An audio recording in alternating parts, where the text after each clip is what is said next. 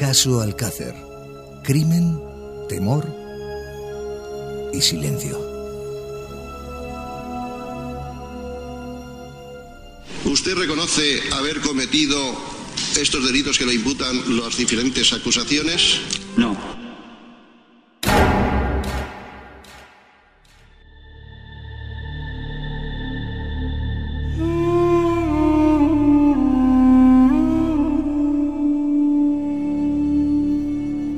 Vamos a conocer esta historia, este caso, que como bien saben nuestros amigos, ocurrió al final de una tarde de un 13 de noviembre de 1992. 3 niñas de Alcácer decidieron por unanimidad acudir a una fiesta estudiantil en la discoteca de la vecina localidad de Picassent. Una decisión paradójicamente errónea y nefasta para el devenir de su futuro, o quizás no.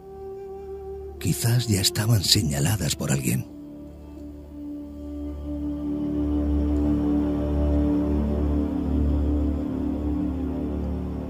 Cuando estaban muy próximas a su objetivo, un vehículo se detuvo ante ellas y fueron invitadas a subir al mismo, indicándoles que las acercarían a la puerta de la sala de fiestas. Según el testigo presencial que aseguró verlas desde la ventana de su domicilio, nadie se percató de aquellos movimientos. Subieron al vehículo sin violencia, sin nada extraño que revelara el triste, atroz y tortuoso final que les esperaba.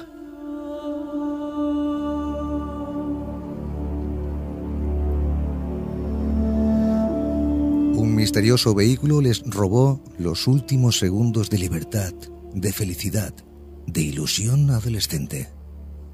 Nunca volvieron a verlas con vida. Fue la última ráfaga de existencia de Miriam, Toñi y Desiree.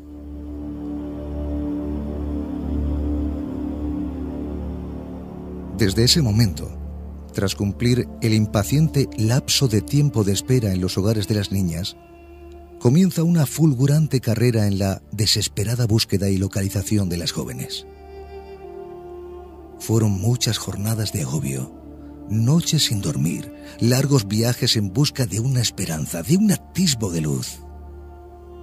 Una búsqueda que incluso se cobró la vida de un miembro de Protección Civil al ser arrollado por un vehículo durante las tareas de localización. La desgracia se acrecentaba y la búsqueda de las chicas parecía nublarse por momentos.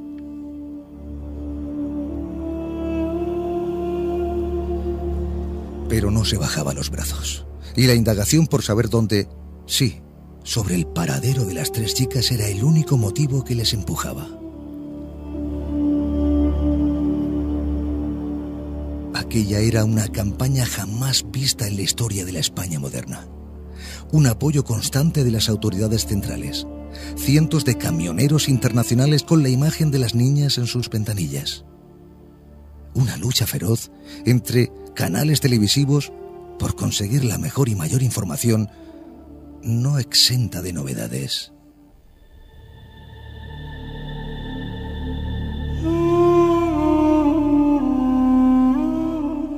El coraje de unos padres que jamás bajaron los brazos, acudiendo a donde era necesaria la presencia, llevados por la amargura y con el único fin de poder aportar su grano de arena para descubrir dónde se encontraban Miriam, Toñi y Desiree, especialmente el padre de la primera, don Fernando García.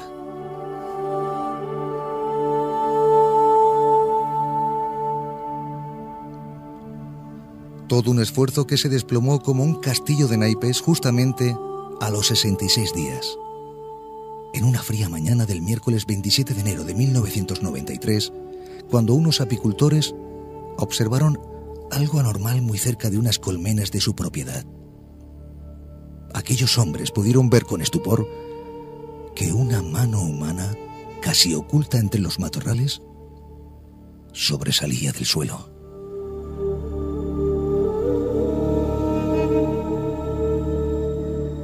En un paraje casi inaccesible y olvidado por la mayoría de los lugareños, conocido como La Romana, la tragedia cobró forma al ofrecer los cuerpos inertes, sin vida, de las 3 chicas. El revuelo fue increíble. Una batida de enormes dimensiones mediáticas ofrecía el primer y más importante episodio que de forma casual ponía fin a la búsqueda de las 3 desafortunadas. A partir de ese momento comenzaba otra impetuosa carrera. Con la muerte de las jóvenes iniciaba una exhaustiva indagación para saber quién o quiénes fueron los responsables de aquellas muertes. Las víctimas mortales presentaban una imagen de sufrimiento, de angustia, de tortura, además de un sinfín de martirios impensables en la mente humana. Las preguntas que todos se hacían en silencio eran: Miriam, Toñi, Desiré, ¿qué os han hecho? ¿Qué monstruo ha sido capaz de tan atroz asesinato?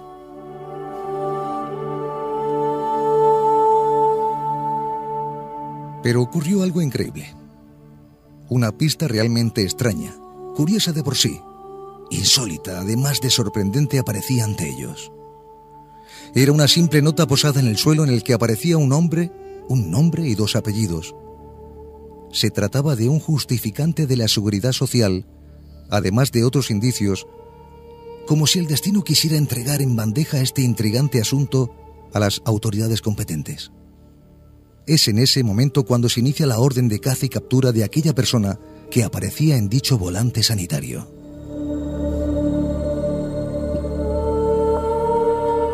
Aquel propósito de arresto finaliza con la escabullida del personaje, una evasión con tintes dramáticos, pero la audacia del fugado en cuestión pone contra las cuerdas a toda una redada policial cuyo objetivo de detener al supuesto responsable no dio los frutos deseados. Sin embargo, amigos, sí detienen a otras personas que a la postre serían decisivas en el resultado final del juicio.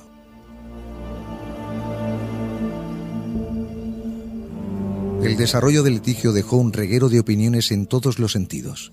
Desde la práctica de la autopsia, en la cual hubo serias discrepancias, los testigos que muchos pusieron en tela de juicio su veracidad, el relato del único detenido hasta la fecha. Pese a todo, sí amigos, pese a todo, 20 años después todavía continúa siendo un enigma sin resolver.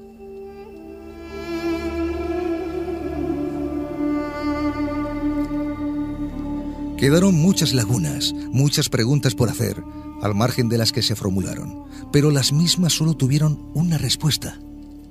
¿Saben cuál, queridos amigos? El silencio.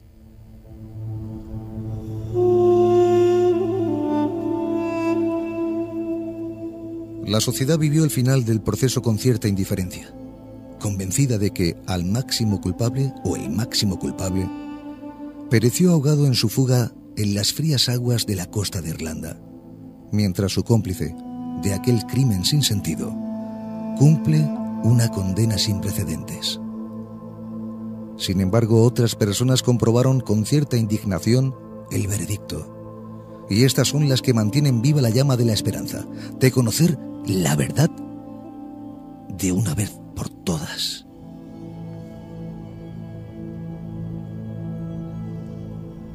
Una de las personas que mantiene esa esperanza es el padre de Miriam, lo he mencionado anteriormente, don Fernando García, que aun pasados 20 años sigue su lucha incansable y en solitario, esperando encontrar la verdad.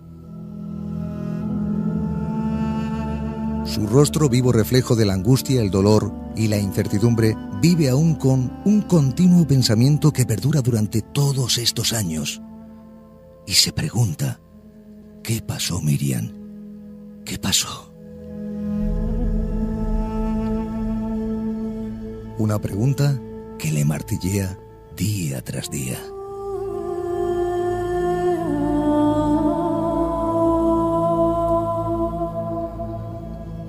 Sus ojos muestran el amor hacia su hija, un descomunal vacío que le ha dejado la ausencia de la misma y un pensamiento que, sin lugar a dudas, va unido a los constantes latidos de su desolado corazón, que desde ese día, 13 de noviembre de 1992, no tiene descanso.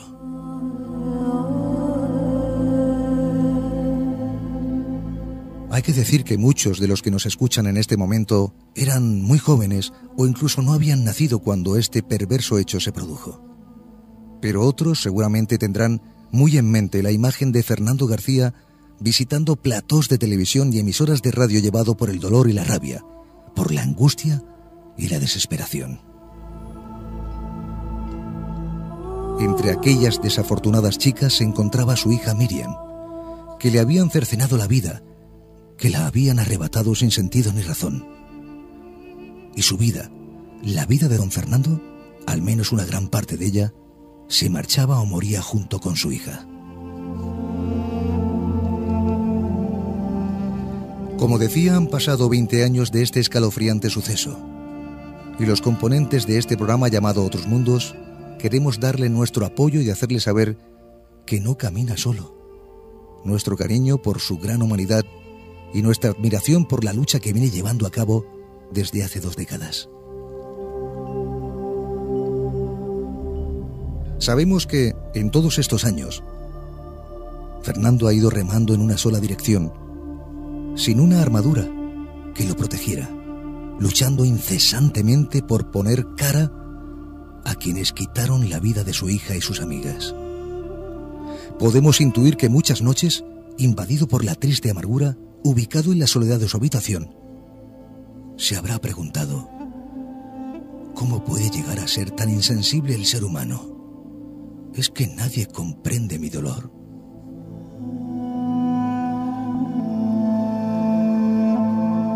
Y don Fernando ve que la vida sigue su curso y piensa que toda su dramática historia está cayendo en el olvido, mientras sus lágrimas brotan por su rostro, y seguro pensará en aquella niña que le arrebataron, su querida Miriam, y también en sus 2 amigas que estaban junto a ella, Toñi y Desiré.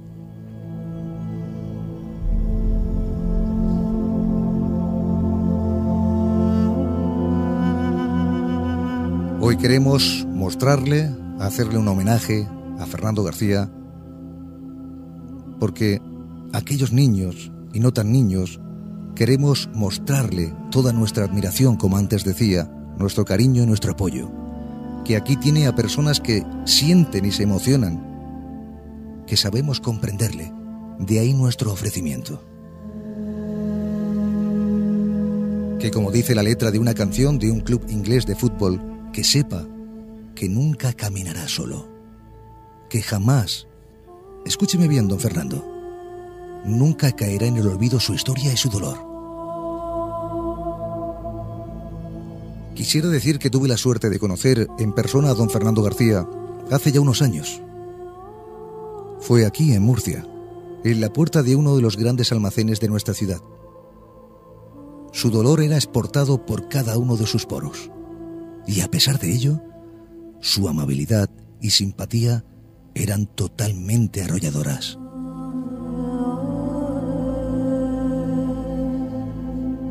Decir también que en estos últimos días Fernando ha podido ver las importantes redes sociales, hablamos de Facebook, Twitter, la fotografía principal, la imagen de las niñas, vetando así a cualquiera, pidiendo a gritos públicamente que revisen el caso de las niñas de Alcácer. Queremos que comiencen desde cero y que la justicia se compadezca no solo de usted, don Fernando, sino de toda España, de todo el mundo, que es quien lo está solicitando a gritos. Sabemos que no le quedan fuerzas, pero su dolor y frustración le hacen seguir en la brecha. Pero no olvide jamás que esa tenue fuerza que le invade le es expoliada con la energía de todos nosotros, que a buen seguro le empujará para que de una vez por todas se sepa la auténtica verdad.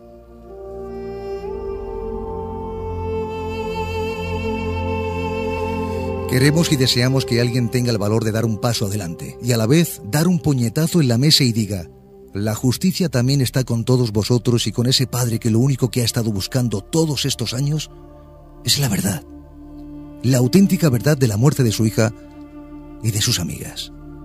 Sabemos que este dolido padre no quiere otra cosa que levantar ese oscuro telón que parece impedir ver lo que hay detrás del mismo y aparezca en el escenario la realidad y la verdad.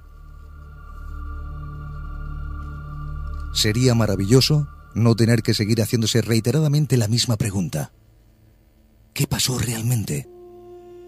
Una pregunta que retumba cada día en su interior y que cuando la formule, don Fernando, quiero que sepa que el eco de su voz es también nuestra voz.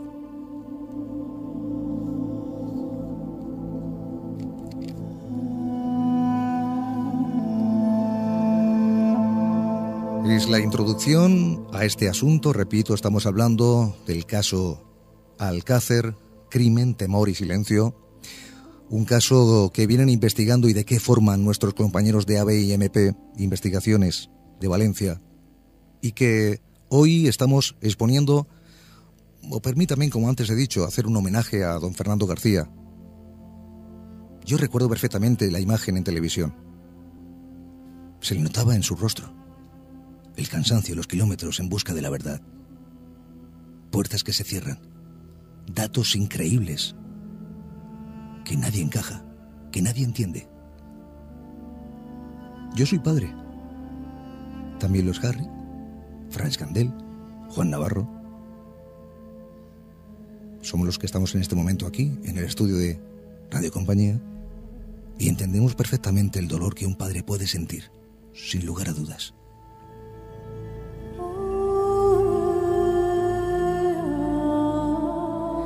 Nuestros compañeros, en este caso Maika Pinto, ha realizado unas preguntas a una persona que tiene mucho que ver. Es un elemento importante en la investigación del caso Alcácer. No podemos decir su nombre. Debe de estar oculto, en el anonimato.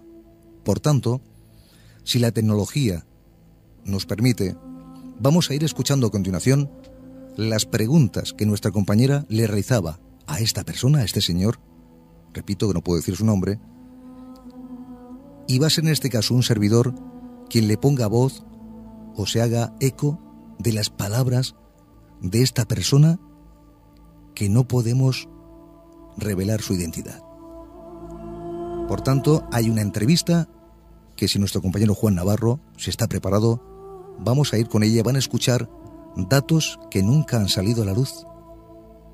Vamos a escuchar primero la entradilla, la introducción, y después vamos con la primera pregunta.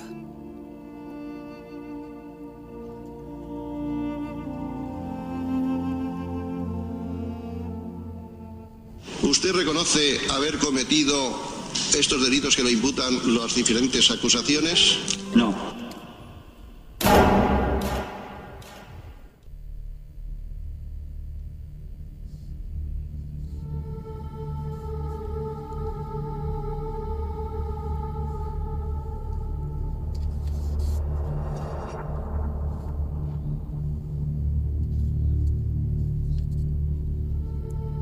Bueno, está nuestro compañero intentando encontrar esos audios, repito, que van a formular, van a hacer las preguntas que le hacían en ese momento a esta persona.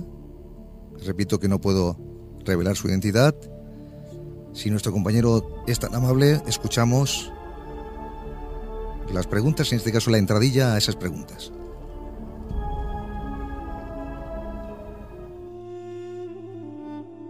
La persona a la que vamos a entrevistar hoy quiere preservar su identidad, así como también nos ha pedido que su voz sea sustituida por la de alguien del equipo, para garantizar su privacidad y, por supuesto, su máxima seguridad.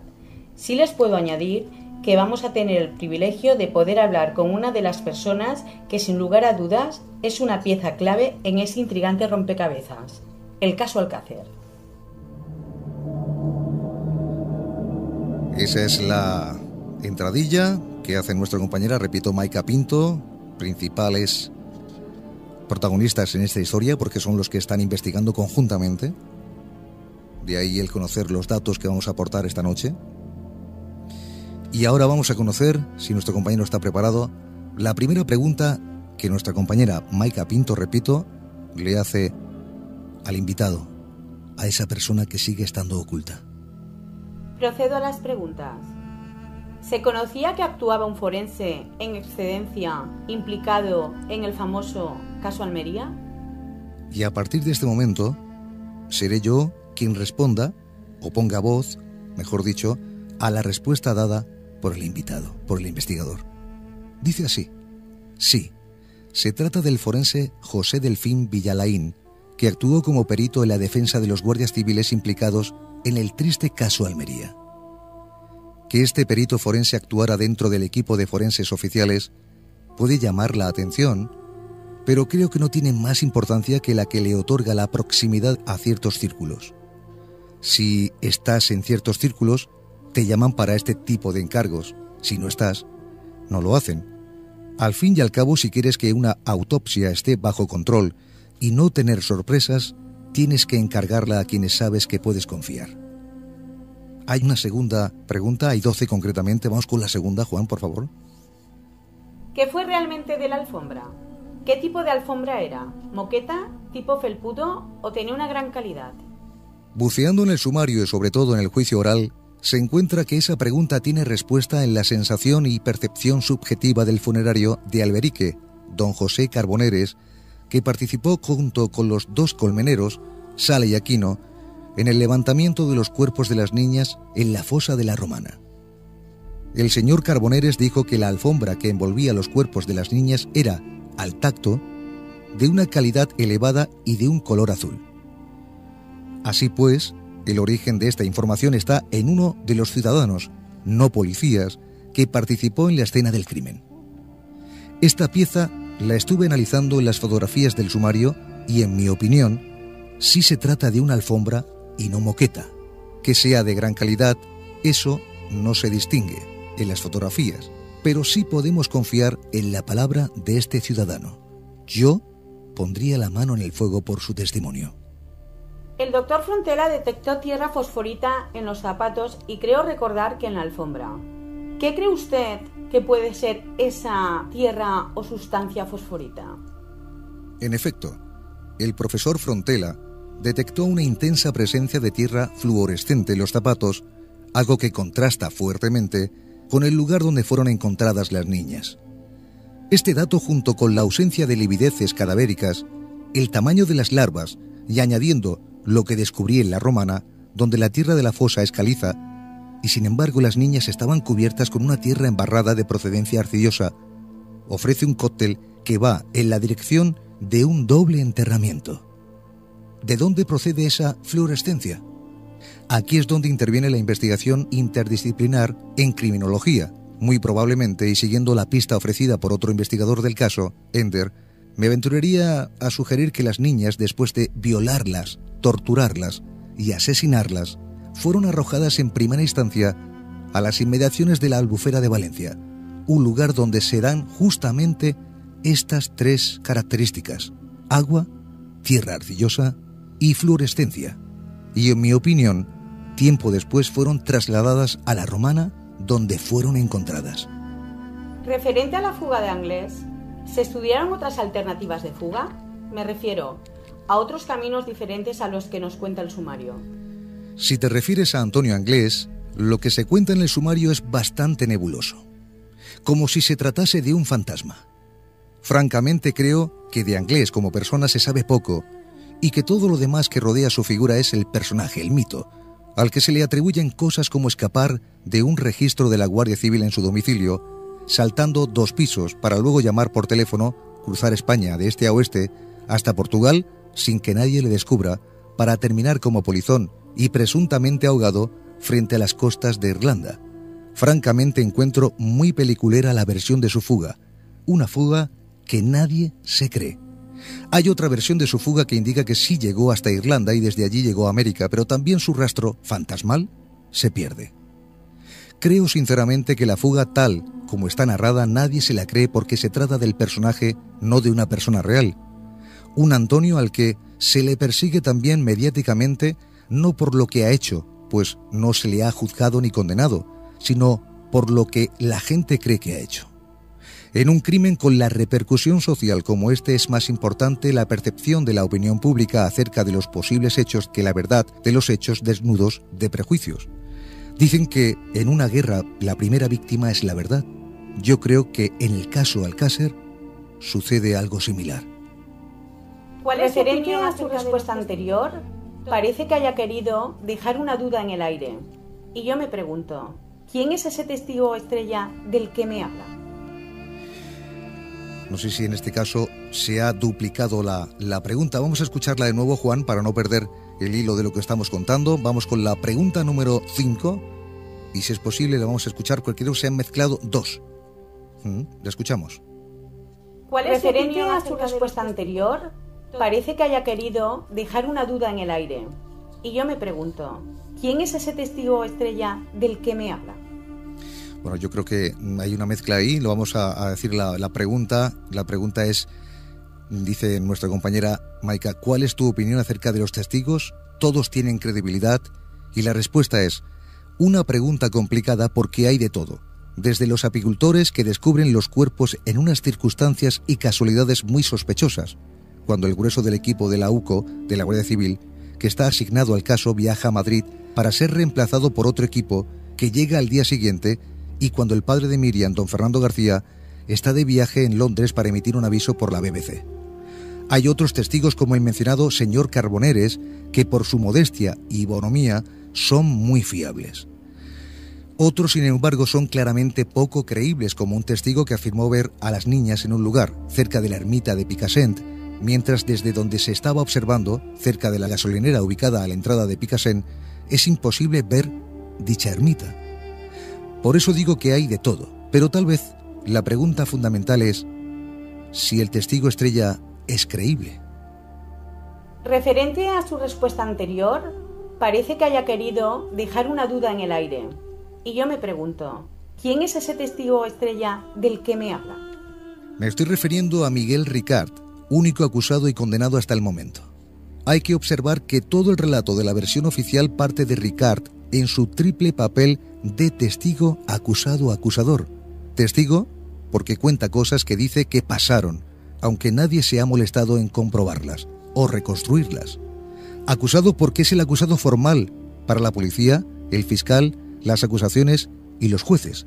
Y acusador porque es el que dice que todo lo realmente malo que se hizo a las niñas lo hizo Antonio Anglés. Este triple papel de Miguel Ricard es una anomalía grave de nuestro sistema judicial, algo que jamás debería haberse permitido, y para ello, en nuestro ordenamiento jurídico, existe el principio de contradicción, la carga de la prueba y la reconstrucción de los hechos, algo que, por ejemplo, sí que se ha hecho en el reciente caso de los niños de Córdoba, Ruth y José, cuyo juez de instrucción, el señor Lainz, ha liderado la investigación como debe ser. Pero en el caso Alcácer jamás se hizo nada de esto. Así sucede como por ensalmo que la narración de Ricard se convierte en la verdad oficial. Algo criminológicamente increíble pero cierto, pues ha ocurrido en la historia reciente de nuestro país, algo que tal vez en otro país de nuestro entorno o en otra causa, la narración de un testigo como este, no se tendría en consideración, y sin embargo, si te lees la versión oficial, los llamados hechos probados de la sentencia está basada punto por punto en el relato de este único testigo, Miguel Ricard. En nuestras indagaciones sabemos que hubo algunas urbanizaciones en las que se les prohibió e incluso se les vetó a que fueran investigadas. ¿Qué nos puede contar usted al respecto? No dispongo de esta información concreta, aunque sé que durante la operación de búsqueda casi a la desesperada se buscaron en muchos lugares, y sé también que don Fernando García hizo lo posible por remover cielo y tierra en encontrar a las niñas, aunque en algunos ciudadanos de pro consideraron que se extralimitó al forzar la búsqueda en lugares más o menos privilegiados que consideraron invadida su privacidad. De ahí el comentario, pero lo dicho, no dispongo del dato concreto de qué urbanización fue, aunque sospecho que era de la zona de Picassent. ¿Quién dio el aviso a los medios de comunicación de la aparición de los cuerpos? Pese a la dificultad del acceso al camino, ¿no cree usted que los colmeneros llegaron fácilmente con su Renault? ¿Se investigó a los colmeneros y su vehículo? Al parecer fue un político local, aunque ahora no recuerdo los detalles. Por otra parte, estas cosas se acaban filtrando y son inevitables. Pero creo que lo relevante no es esa filtración, sino algo sobre lo que se pasa de puntillas, y lo digo al hilo de tu pregunta sobre los colmeneros. Las cosas raras y coincidencias que pasaron aquel 27 de enero de 1993 no han sido investigadas en profundidad, como las que he mencionado antes. Un manto de silencio envuelve el día del descubrimiento de los cuerpos de las niñas de Alcácer, como si dicho descubrimiento estuviera planificado previamente. Y desde luego, la presunta escena del crimen a la que le he dedicado más atención estos últimos 4 años no revela que allí, en La Romana, no pasó nada. La Romana fue efectivamente el lugar donde se encontraron los cuerpos sin vida de las niñas. Eso es irrefutable. Lo que es cuestionable es que La Romana fuese el lugar donde, siguiendo la narración del único testigo acusado-acusador, Miguel Ricart, se llevaron a las niñas, subieran de noche los 5 en un vehículo pequeño como el Opel Corsa de Ricart, las violaran, las ataran, se bajaran a por unos bocadillos, volvieran a subir a seguir violándolas, las torturaran de nuevo, las asesinaran y las enterraran. Definitivamente no es creíble ese relato y la hipótesis del doble enterramiento es la más verosímil. ¿Me podría hacer brevemente una descripción sobre este triple crimen? Mi opinión personal es muy sencilla. Hay que deconstruir la verdad oficial para reconstruir la verdad de lo que pasó a las niñas de Alcácer, porque la versión oficial adolece de unas carencias y contradicciones de grueso calado. Partiendo de la inconsistencia metodológica, criminológica y jurídica de haber dejado la narración de lo que pasó al mismo acusado condenado en su triple papel de testigo acusado-acusador, que raya lo esperpéntico, pasando por la ausencia de pruebas biológicas contra Ricart, mientras sí se encuentra ADN en al menos 5 o 7 individuos diferentes, y llegando al epílogo de que la que se nos presentó como escena del crimen, La Romana, no es el lugar de los hechos, sino el de su conclusión. Luego entonces, ¿qué papel juega Ricart y Anglès? ¿Son realmente culpables? Como he dicho antes, llegados a ese punto crítico de la narración de Ricart, lo paradójico de este caso es que lo importante no es lo que realmente hicieron Ricart y Anglès, si es que hicieron algo a las niñas, sino lo que la gente, la opinión pública y la opinión publicada dice que hicieron. Es perfectamente plausible que ante un caso tan mediático como el caso Alcácer, desde el poder se hiciera lo que fuera necesario para hacer lo que se llama un cierre de expediente. Ricart y Anglès cumplen con ese cometido a mitad de camino entre lo judicial y lo sociológico. La imperiosa necesidad de tener unos culpables con el doble objetivo de clausurar la ira popular y demostrar una eficacia aparente de los aparatos policiales del Estado. Desgraciadamente parece más importante esa percepción social que la verdad de lo que pasó, o como diría Guillermo Martínez, el crimen perfecto no es aquel que no se resuelve, sino el que se resuelve con un falso culpable. ¿A buen entendedor? ¿Se atrevería usted a darnos alguna pista sobre los verdaderos asesinos? Bien, descartada por inverosímil la verdad oficial, preguntarse por los verdaderos asesinos es entrar en el terreno especulativo. Desafortunadamente es más fácil desenmascarar y demostrar el relato mentiroso de Ricart, en el que se fundamenta la versión oficial, que en demostrar la verdadera identidad de los asesinos. Todo lo más, desde un punto de vista criminológico, es apuntar en una dirección donde, como dicen los amigos del colectivo Palleter, lo relevante es el contexto, porque en el contexto histórico, político, militar, etc., pueden estar las claves que expliquen el caso Alcácer, incluyendo en el contexto el encubrimiento de la verdad por los aparatos del Estado. Para mí, el contexto es importante, pero añadiría que además hay que agregar el resultado final, esto es, lo que le hicieron a las niñas. Las múltiples torturas y golpes a las que fueron sometidas denotan una firma que todo forense, antropólogo y criminólogo mínimamente espabilado saben interpretar y diagnosticar: sadismo mayor. Y esta firma nos lleva a un lugar distinto con el que se despachó facilonamente la acusación formal contra Ricart y Anglès. El deseo libidinoso como móvil defendido en el informe del fiscal jefe don Enrique Beltrán es claramente insuficiente, muy insuficiente, para entender lo que hicieron a las niñas de Alcácer. Yo creo que entender el móvil de los asesinos es la clave de bóveda del caso Alcácer. Y si se entiende el móvil, se está en inmejorables condiciones para apuntar en la dirección correcta de los verdaderos asesinos. Nos queda claro que Ricart y Anglès no fueron los asesinos de este triple crimen. Entonces, ¿quiénes fueron? Juntemos ambas piezas, contexto y móvil del crimen y tendremos entonces una posible dirección. Juntando ambas piezas, a mí me salen dos opciones. La primera, más plausible para mí, apunta en la dirección de un grupo de fuerzas militares o paramilitares, mercenarios y asimilados que por aquella época se estaban entrenando, entre comillas, para ir a la guerra de Bosnia, que no olvidemos comenzó por esos mismos días, y tampoco olvidemos la firma de muchas torturas y violaciones a mujeres en la antigua Yugoslavia. Y la segunda opción, menos plausible también para mí, pero igualmente posible, apunta en la dirección de un grupo de inspiración sádica satánica. Como ves, nada que ver con estos vulgares chorizos de poca monta que fueron Ricard y Angles. Estoy convencido de que una verdadera deconstrucción del caso y con algo de ayuda de las personas, funcionarios en su mayoría y posiblemente ya jubilados, que estuvieron tras la operación de encubrimiento, podrá apuntar en la dirección correcta.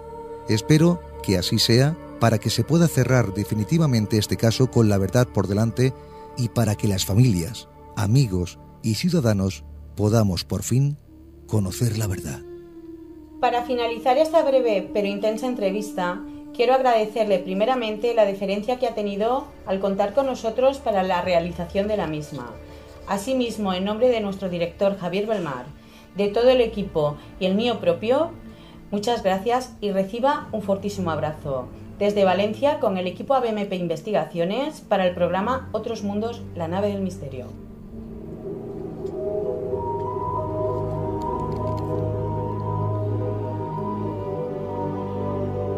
Quiero matizar que todo lo que un servidor ha respondido a las preguntas que ha formulado nuestra compañera Maica Pinto es mi voz, sí, pero no es mi opinión. Es la opinión de una de las personas más importantes en la investigación de este caso Alcácer, si lo decimos en valenciano, caso Alcácer, castellano, un caso que sigue sumido en el misterio. Hace poco se publicaba, por ejemplo, tenemos aquí algunos periódicos, en este caso El Mundo, Alcácer, regreso al lugar del crimen 20 años después. Vemos también otra fotografía en otro periódico, concretamente La Verdad, en Murcia, los demonios de Alcácer.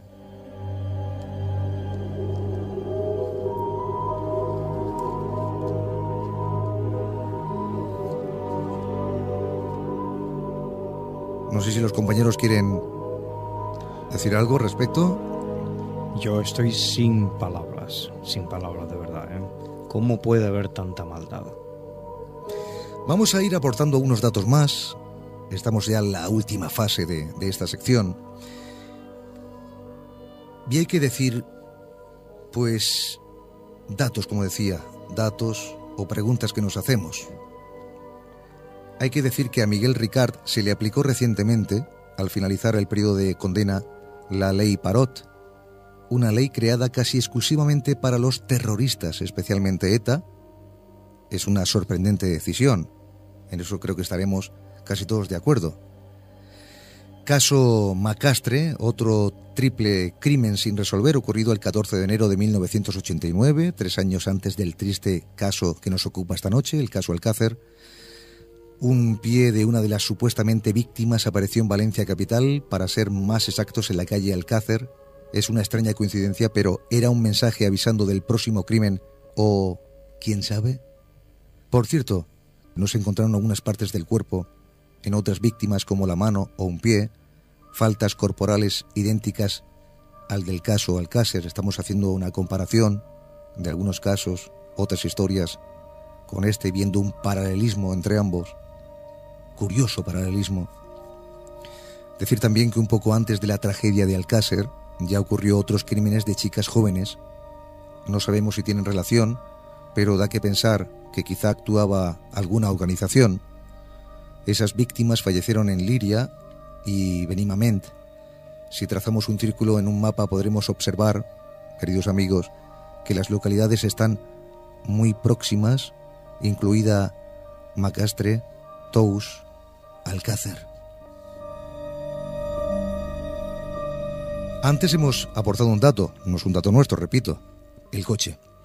Pero vuelvo a hacer esa pregunta, la dejo en el aire. ¿Sabían ustedes que el coche de Ricard tiene solamente 3 puertas? Bien, con esa pregunta vamos a aportar datos. Me explico. El vehículo visto por la señora que fue testigo de la desaparición aseguró que subieron por la puerta trasera del mismo, que no se bajó nadie del coche para que ellas pasaran al interior. Es decir, como un vehículo de 4 puertas. Quiero decir que si de verdad fuera el coche de Ricard, alguien tendría que bajarse, inclinar el asiento para que pudieran subir 3 niñas, cosa que parece, según el testigo, que así no ocurrió. Claro, nos preguntamos, entonces, ¿estamos hablando del coche de Ricard? ¿Pudo equivocarse la señora y ver a otras personas?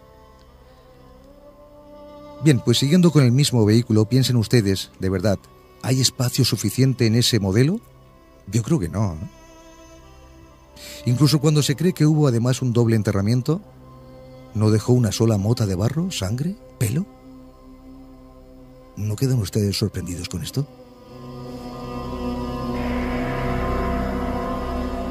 Según algunas fuentes policiales, en aquellos tiempos, hoy muchos están jubilados, nos rumorean, no lo aseguramos todavía, que cuando acudió la Benemérita a la dirección de la familia Inglés, no aceptaba la Guardia Civil, qué curioso esto que voy a contar, la presencia de la policía local en la proximidad, dispersando a este segundo cuerpo hacia las afueras de la localidad.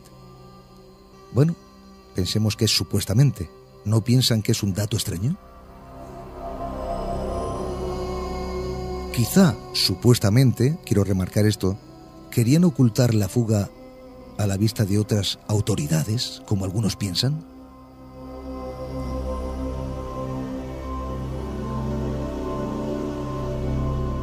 Más datos. ¿Sabían que cuando los apicultores llamaron a la Guardia Civil para denunciar la aparición de un cadáver, solo vieron uno en ese momento?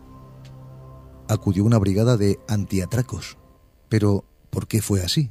Y no una de homicidios, dado que la anterior supuestamente no está preparada para ello. Siguiendo con los apicultores, ¿por qué les autorizaron a recoger muestras del suelo donde encontraron los cuerpos sin vida? ¿No debería hacerlo el cuerpo de forenses o especialistas criminólogos? Se supone que supuestamente debería ser el juez el primero en realizar la inspección ocular y dar el permiso para ello, pero ¿a los colmeneros? A una de las víctimas le faltaba nada menos que 17 dientes. Sin embargo, nunca aparecieron en la fosa ni en los alrededores. La pregunta es, ¿quién tiene los dientes de aquella niña? ¿Dónde fueron a parar?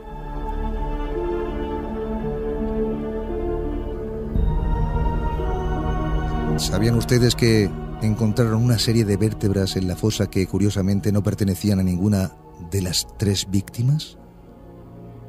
¿Quién era esa cuarta víctima? Y ahora para los amantes a la numerología.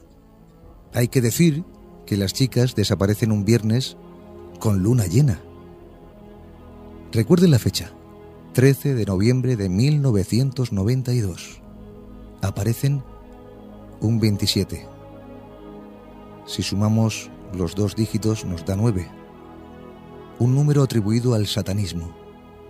Otro dato más, los cuerpos aparecen tras 66 días después de desaparecer. Tenemos otros 2 números relacionados con Satán. 6, 6. Bien, posiblemente este dato para muchos pueden ser, un dato fantasioso. No les voy a negar, si lo piensan. Pero sabemos que muchas sectas se esfuerzan por realizar estas fechorías en días marcados, con coincidencias numerológicas. La fase lunar, los números.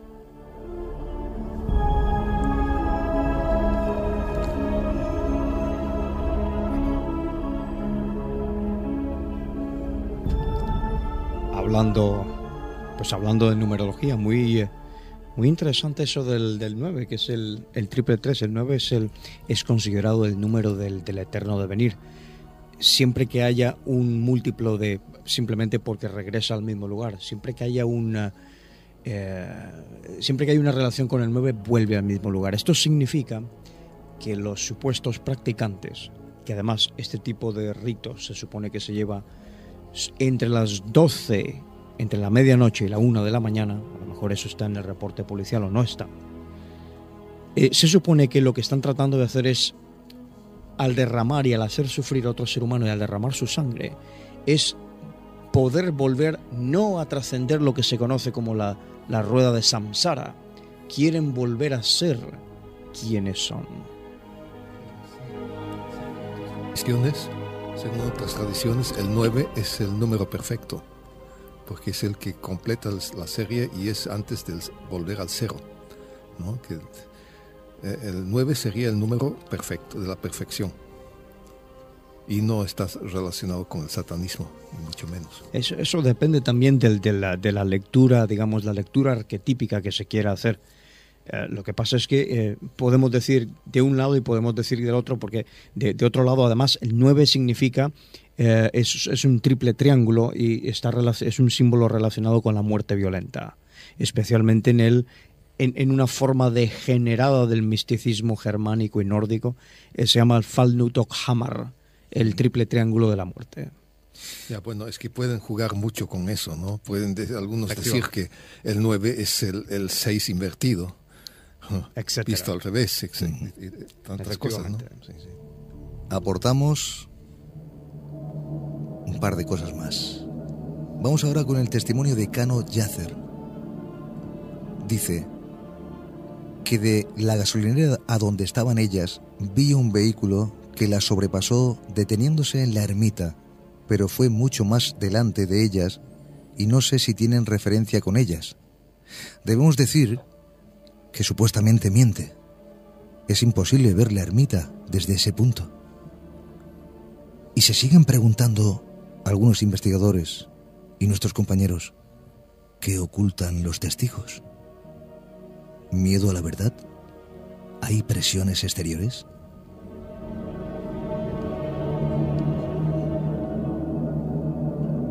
Vamos a decir que son preguntas, presuntos datos, presuntas dudas. Preguntas y más preguntas, queridos amigos, que otorgan a este caso un halo de misterio y para la gran mayoría una gran ocultación por los datos que este suceso encierra en su seno. Como he dicho al principio, han pasado 20 años y todavía se espera conocer la auténtica verdad de los hechos y saber quién o quiénes llevaron a cabo tan macabro asesinato.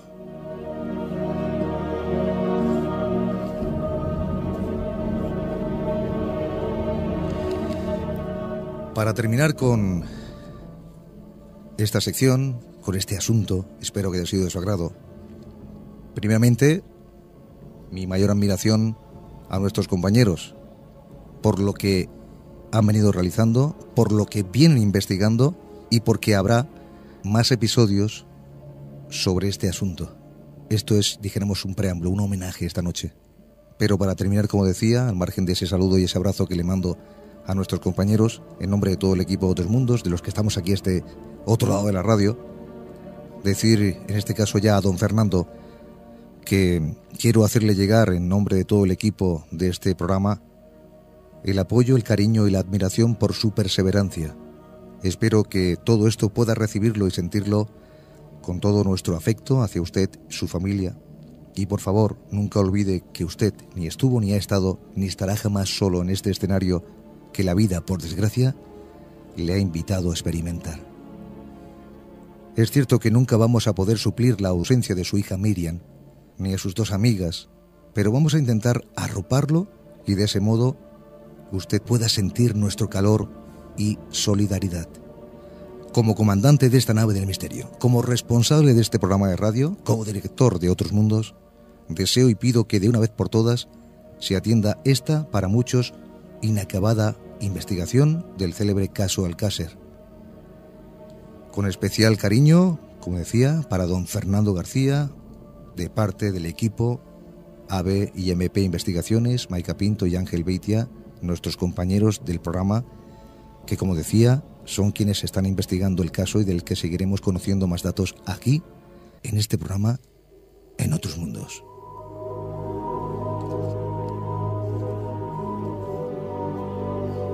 Es el caso Alcácer. Crimen, temor y silencio.